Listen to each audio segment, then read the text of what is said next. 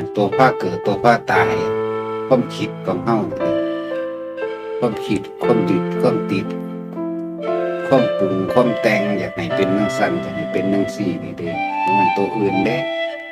ร่างกายบ่รู้เรื่องนำดอกตายเบิดไปก็ดีหากินก็หากินแล้วซ้ำตาย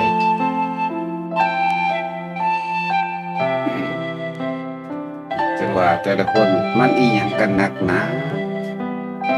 คนเฮาเกิดมาอยู่ร่วมกันเป็นสัตว์สังคมใส่อยู่ร่วมกันแต่ว่ารังแกข่มเหงกันเอาเปรียบกันแต่เก่งอยากใหญ่อยากดีอยากมีอำนาจเฉพาะตนเอง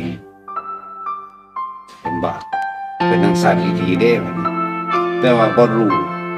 คืออวิชชานั่นแหละคือบ่รู้ว่าความคิดความกังวลความอะไรความหวังความอยากอารมณ์ความรู้สึกเป็นตัวภพเป็นตัวที่พัดลงไปเข้าสู่อบายภพมั่งส่วนมากมันได้อบายภพเด้